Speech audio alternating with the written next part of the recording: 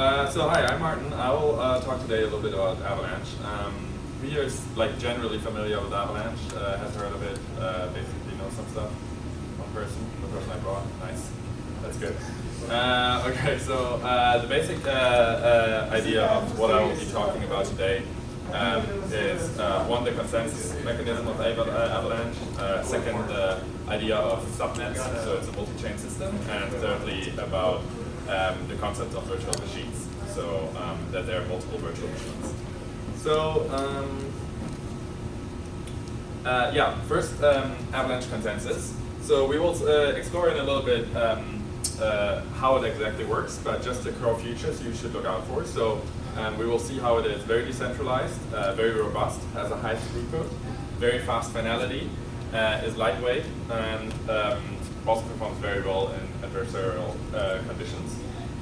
So in the first third of the talk, we will look in depth about it.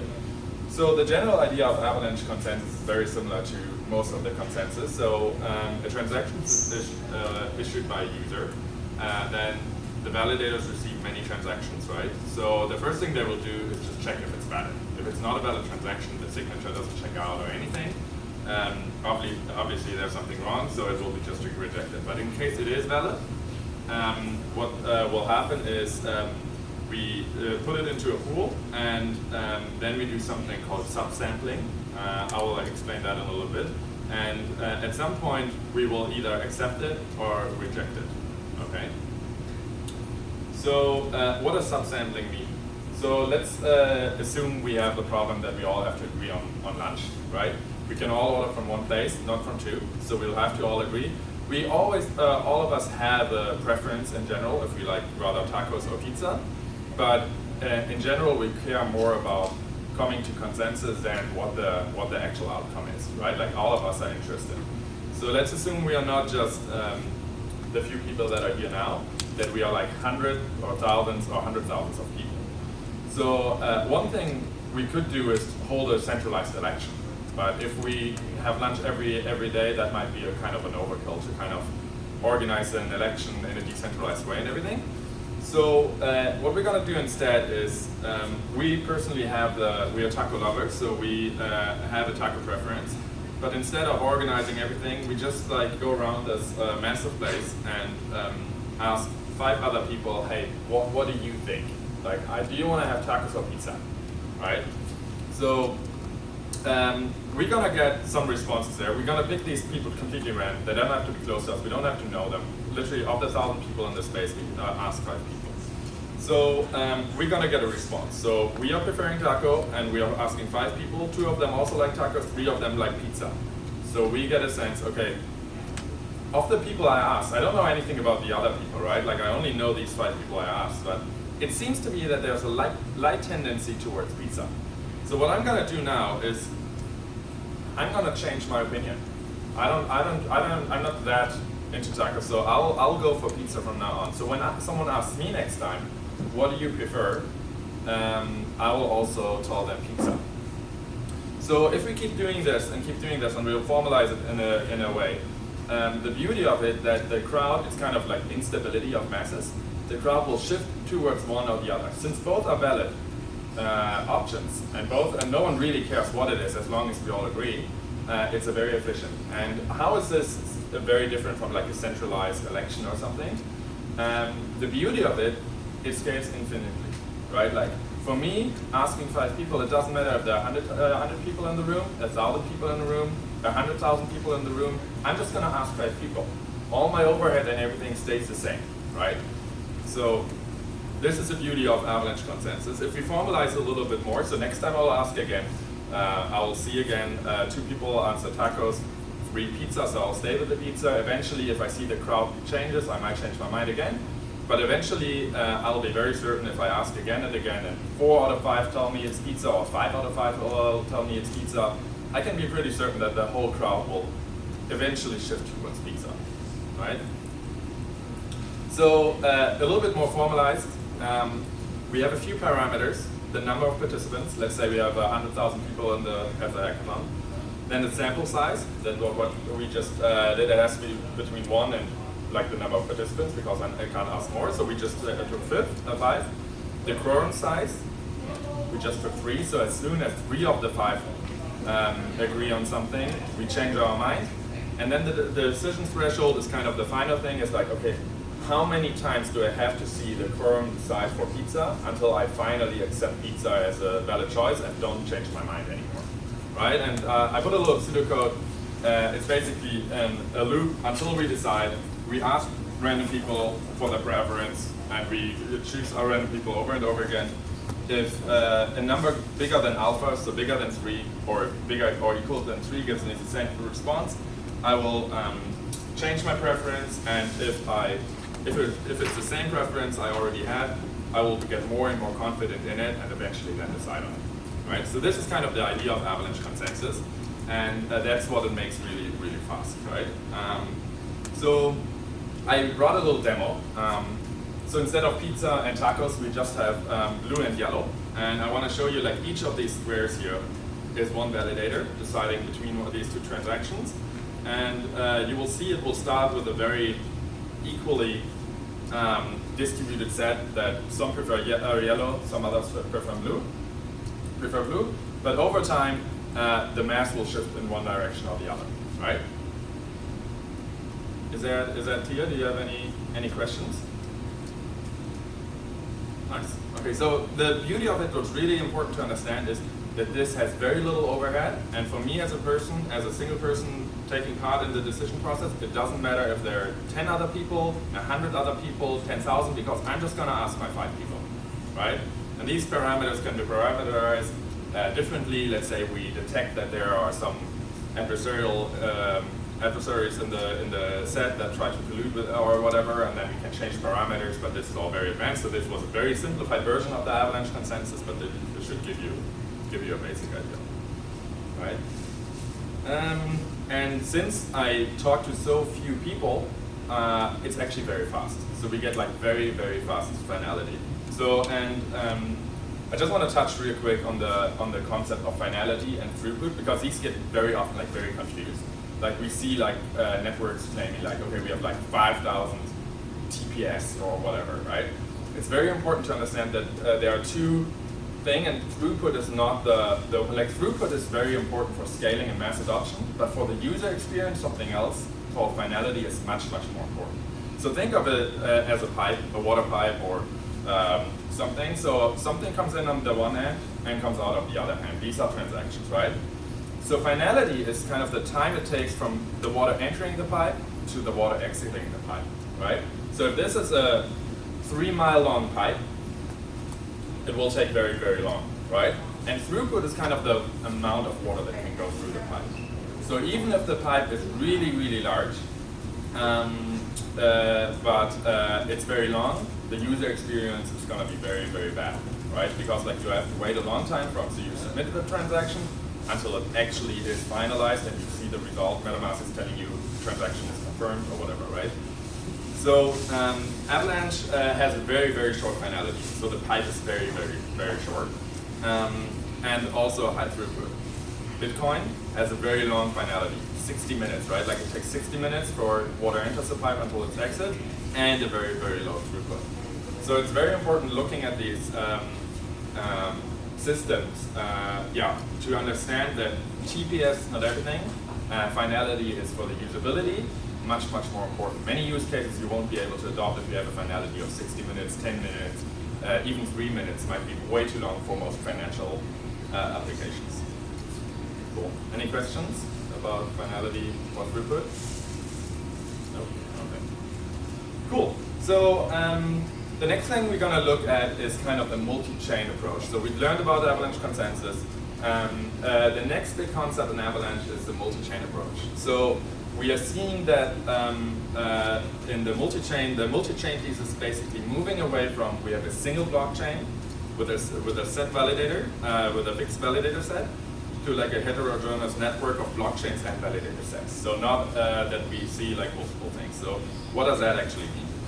So Avalanche has a primary network which has actually 3 chains. So it's not only one. It's the X chain, the P chain, and the C chain.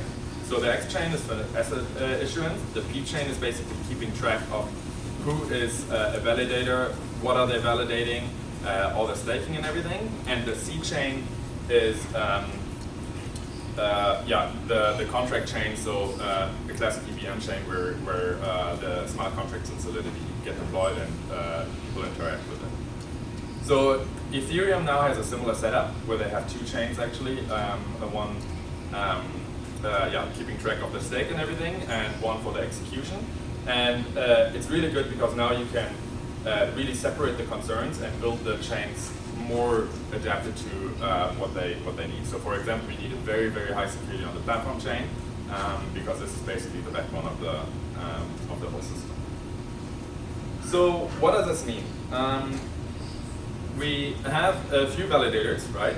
And they all gonna validate the primary network. But now the multi-chain approach is that some of these validators may decide, I wanna get together and we're gonna validate something else called a subnet, right? So let's say these validators here, these four, they are deciding next to the primary network, we also want to validate subnet 1. All these validators are validating subnet 2. Some of these validators are validating both of them maybe, right? What does that actually mean, right? So why should we do this? The basic idea of subnets is that we don't have to have all the stuff happening on a single chain, right? We have multiple chains. They might be similar, almost identical, but we have them on different subnets. So all of these subnets might not have like a massive throughput, but since they have very specialized use cases, we can just add them together, and in total they have a massive throughput, and it's very well understood and very well designed, and they're interoperable with each other, and this makes it very, very powerful. And the beauty is, for this, we don't need any new cryptography, zero knowledge or whatever. It really scales the stuff we already have, just by saying, okay, let's segregate the network into different parts, into different blockchains, and each blockchain can have different properties. So why should we do this? So one might think, okay, I have an NFT of some skin in a video game, right? It might be worth $3, whatever. So if I send this to someone else, should this transaction really be on the same chain as someone putting, I don't know, like selling property, real estate, you know, millions of dollars. Also maybe an NFT transaction. Do these two transactions really need to be on the same chain? Do the users want to pay the same gas fee? Because if I'm selling a house for millions, I probably don't care if the gas fee is $10. If I'm selling a video game skin that's $3 worth, I don't want to pay $10 for gas. So I might, in some of these subnets, be like, okay, I don't need the security. I don't need 500,000 validators to guarantee that it's super secure. Might opt for something less secure with a smaller validator set, but also on the other hand much cheaper, right? Because like you get what you pay for. And then we also might see something very different. We will see later. Maybe we also want to have different programming languages, right? Like we don't want to do everything in an EVM. We can have different virtual machines on each of these subnets and actually cater to more specialized use cases. Do you have any questions about this approach of subnets and multiple blockchains? No? All good? Very good. So we're going to look a little bit in the abstraction layers of blockchain and see what makes Avalanche different, right? So when we look at Ethereum, right, we have very simplified. There are many more layers, but like that are relevant for the talk today. We see three layers. So we have the consensus layer.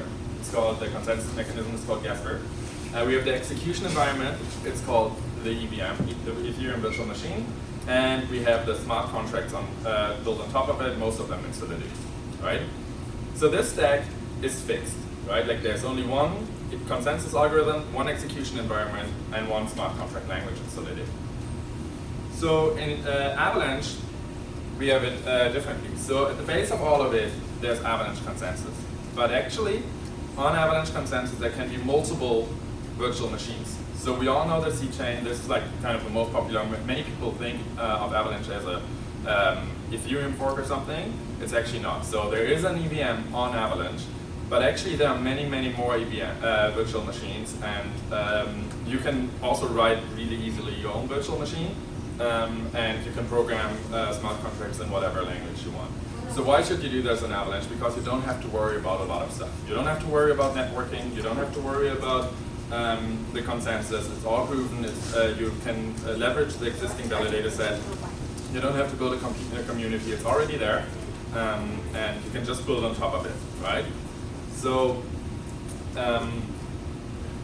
why should anyone do that, right? So one thing is if you deploy an Avalanche, but you actually want to have your own gas token or something, right? Like you don't want to use AVAX. You can just do that, create your subnet. Even if you want to use an EVM, you just create a subnet with your own EVM, and then you have it, right? These subnets, because it will be your private subnet, your private EVM, you don't have to share it with anyone, right? Like if you're a game or whatever, you have a massive throughput, you're independent of what's happening on Ethereum, like everywhere gas price is going up, bull run, whatever. You don't care about all that because you have your own subnet, you're like in your own world, and the gas price is completely independent. You can also do access control, right? Like you can say like, okay, I only want a certain group of people being able to deploy contracts on my subnet. I don't want to, like we are very focused on either financial applications, NFT applications, or anything. You can also say, okay, only certain people can interact with my subnet, right? Like for example, we see a big move right now from like a permissioned subnet for institutional adoption, because because of the legal implications, they can't trade on Ethereum because they don't know if on the other side of the trade a North Korean hacker is selling their payments they got for hacking some system or something, right? So they can now join a subnet that is much better regulated, that's where they can be sure everyone is KYB, and this gives like a massive, really, really good opportunities. Furthermore, you can also be like, okay, I'm gonna take the EVM as it is right there, and I'm gonna change it, I'm gonna customize it. Maybe Solidity is not sufficient or not economic, right? Especially when we come to like validating zero-knowledge proofs or something. Solidity is just like, if it costs like, I don't know, thousands, $10,000 to validate a proof in Solidity because it's inefficient, that might not be the case, but you can customize it. You can change it so it's more efficient. You can also use other programming languages like Go. And you can also build entirely new VMs. Let's say a VM focused on storage or something. So this is kind of the case for the subnets. Do you have any questions about the subnet approach? All good? Okay. So is anyone participating in the hack? Yeah? I just have a question. Do you have like an estimate of the cost to subnet if you have a residential institution? Yeah. So the estimate of the cost, so the subnet itself doesn't cost anything, right? So the only thing that has to be, so you can basically launch a subnet with a single validator. The validator has to put down, has to stake, right, on the P chain. Eric told me, I think it's 20,000 AVAX, right? 2,000 AVAX, so the price ad is like $40,000 right now. So they stake it so it's not like spent, right? Like they just deposit it and eventually when they unstake. So they can either do that if they say like, okay, we want to do our own validators, right? 5 or something, then they would have to stake $2,000 worth of AVAX. However, what they can also do is they can leverage existing validators because they don't have any extra cost validating. So they can just incentivize them, saying like, okay, you get like our gas token or whatever, and then it can be actually for free. Cool. Is anyone participating in the hackathon tracks? It doesn't make, Okay. So we can go through the tracks real quick. So we have 3 tracks. The first one would be the platform track. So the basic idea is take some existing Solidity smart contract that's out there. You don't have to reinvent the wheel. Just take a DEX or any smart contract, and now bring it to your own subnet with your own EVM, right? So deploy it to Fuji, and then just run the protocol and see how it lives like in your own environment. What you can do is then maybe make it permissioned, only a certain group, or I don't know, the people have to hold a certain NFT or something to interact with it because we want to have it gated or whatever. Yeah, this could be all like extensions. The second track would be a Hyper SDK track. This is definitely advanced. So you basically build your own virtual machine. Apart from the EVM is not sufficient for whatever you're. So what we are suggesting is just take an existing virtual machine, a reference implementation by the team, token VM, and then extend it. So one idea would be, like the alias use case where you don't send funds to complicated addresses, but an alias, right? Like the .eth address. So that could be one thing. And last one for everyone who's like not too familiar with all the platform specifics, virtual machines, the subnet architecture, who really wants to focus on Solidity, can just like literally build any Solidity dApp and deploy it on the Z chain. That would be very similar to deploying it to any other EVM compatible chain. Yeah, and as an extra, integrate the core wallet provided by Avalanche, the Avalanche team. Yeah, that's it. Do you have any questions about the tracks? All good? Question on Avalanche. So I'm not crypto native, so I might be asking this completely wrong. But currently I'm working on like a project for school that's looking into using decentralization for on WLAN networks for basically validating the authenticity and also the trust of an over-the-air update for IoT devices and manufacturing facilities. So Avalanche, it seems really useful for, like, especially for, let's just say we have a facility with only like 2,000 IoT devices, then we would probably run consensus on with like that little amount because of the sampling thing. Is it possible to run Avalanche or some sort of similar thing on a WLAN network, or would we still need to have like some sort of, or is it like not able to be air gapped at all? So do you run the consensus on the IoT device itself, or should they just interact with the blockchain? On them themselves. If you wanna on them themselves, I think the Avalanche client would be too heavy. It's quite heavy. I would maybe consider running it somewhere and just have them interact with it. I think that because the Avalanche, like the whole Avalanche, because you're like always. So every validator is validating the primary network, and that is already quite some load. That is way too high for IoT devices. But in general, the Avalanche consensus is super lightweight compared to others because like you have very little overhead, very little computation. So maybe you can just adopt that one for it. Cool. Any other questions? We're good? Cool, yeah, thanks a lot for coming, and if you have any questions, I'll be here for a while. Feel free to hit me up.